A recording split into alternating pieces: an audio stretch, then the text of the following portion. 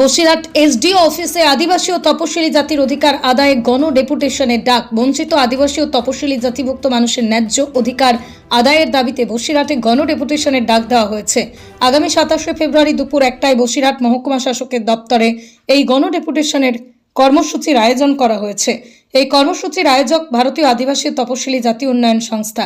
সংগঠনের পক্ষ থেকে জানানো হয়েছে, দীর্ঘদিন ধরে আদিবাসী ও তপশিলি জাতিভুক্ত মানুষেরা বিভিন্ন সামাজিক ও প্রশাসনিক সুযোগ সুবিধা থেকে বঞ্চিত হচ্ছেন। সংগঠনের ব্যানারে উল্লেখ করা হয়েছে, সংবিধান প্রণেতার আদর্শে অনুপ্রাণিত হয়ে আন্দোলন গড়ে তোলা হয়েছে।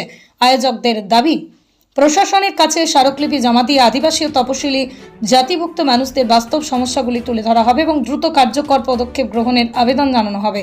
শান্তিপূর্ণ গণতান্ত্রিক উপায়ে কর্মসূচি পালন করা হবে বলেও সংগঠনের পক্ষ থেকে জানানো হয়েছে।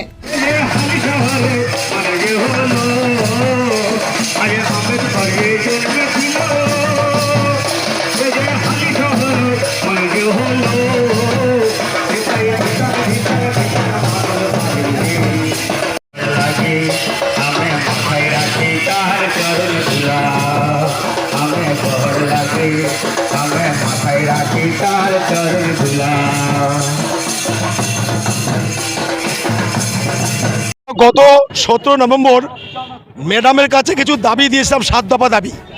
উনি রিসিভ করে বলেছিলেন, আমার কাছে রিসিভ কপি আছে, আমরা দ্রুতভাবে কার্যকরী করব, বাকিগুলো উদ্যোক্তার নেতৃপক্ষে পাঠিয়ে দেব। উনি 3 মাস হয়ে গেল কোনো দপ্তরের চিঠি যে জানায়নি এবং উনি একটা কাজও পর্যন্ত করেনি। পলিটিক্যাল ইস্যু নিয়ে আমাদের সাথে বাহানা করেছে কল্যাণবাবু, আর এসডি অফিসে কিছু চামচে আছে, ওরা বীজ মন্ত্র দিয়েছে ম্যাডামকে, নাহলে ম্যাডাম কাজ করতো। এই রাজনীতি পলিটিক্যাল করার জন্য আজকে আদিবাসীরা, উরাং মুন্ডা, সাঁওতাল ভূমিজ আবার বলছে যতবার আমাদের হয়রানি করবে ততবার আমরা যাব। হয়রানি করতে করতে যখন আমরা বিরক্ত বোধ করব তখন আমরা বিরসা মুন্ডার সিধুগণের রূপ নেব, আর সেই রূপ নিয়েই তীরধামসা মাদল নিয়ে হাজির হয়েছি। আজকেও যাব আমরা অন্তত 7 দফা দাবি নিয়ে। দাবি কি? এবং এছাড়াও 13 বছর বাচ্চাকে মেরেছিল হসপিটালে, সেই সুপার বলেছিল চিফ মিনিস্টারকে চিঠি দিয়ে একটা চিঠি দেবে, দেয়নি। ম্যাডামকেও জানিয়েছিল, এখনও পর্যন্ত একটা নার্সকেও ওনারা এইখান থেকে ট্রান্সফার করেনি। এই দুটো বিক্ষোভের জন্যে আজকে পুনরায় এই ধর্ণা এখানে দিয়েছি। আজকে গেট বন্ধ করেছে, গেট ভেঙে ওখানে যদি আমাদের বসতে দেয় ছাড়া জায়গায় আপোষে, না গেট ভেঙে যাব, আর না হলে এখানে অবরোধ চলবে। আজকের দাবি দেওয়া কার্যকরী না হলে বিরসা মুন্ডার সিধু কানু যেরকম দেশ স্বাধীনের প্রাক্কালে রক্ত দিয়েছিল, আজ উরাং মুন্ডা, সাঁওতাল ভূমিজ এই তীরধামসা মাদল দিয়ে এখানে রক্তাক্ত করে দেবে বসিরহাট, তবু এরা এক বিন্দু পিছাবে না। জলকর জমি দখল সন্দেশখালীর অলিতে গলিতে এখনও হচ্ছে, কাঠপুল দিয়ে শুরু করে ঝুপখালি, ধুলিয়ানা, দিলীপ সর্দারের জমি বেনামে দখল। কাঠপুলে এবং হারুয়াতেও একই ঘটনা, মুন্সিঘাড়িতে, ওদিকে আপনার সন্দেশখালী, মণিপুর, আটাপুরেও এখনও বহু মানুষ ইন্দিরাবাসের ঘর থেকে শুরু করে আবাস যোজনা কোনো ঘর পায়নি। এসটি সার্টিফিকেট অনলাইনে করেছে, সেটাকে রিসিভ নিয়ে গেলে ওরা বলছে বিডিওতে দাও, বিডিও বলছে এসডিওর দায়িত্ব, কিন্তু যতগুলো কাজ ওনারা বলছে বিডিওতে যেতে এই ম্যাডাম, কিন্তু বিডিওতে গেলে পার্টিবাজি হবে। আমরা বলছি আমাদেরকে দেওয়া হোক।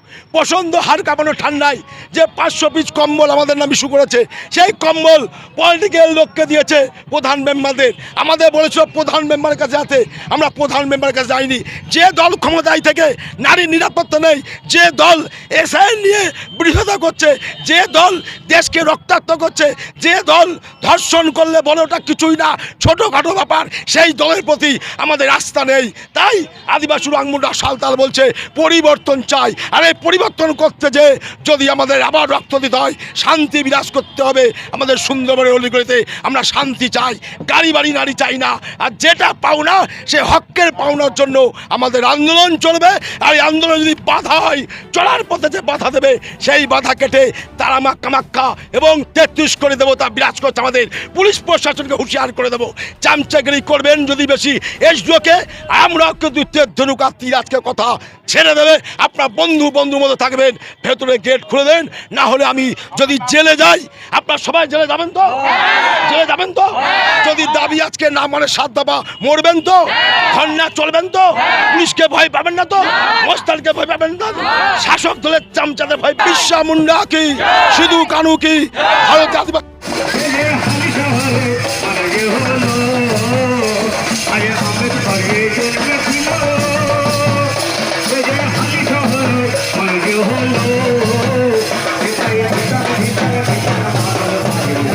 ইলেকট্রিক ব্যাটারি গাড়ির showroom Rifa auto trading centre, স্থান বাঁকড়া, শাহান্দির দরগাঁও, বয়লানি বাজার।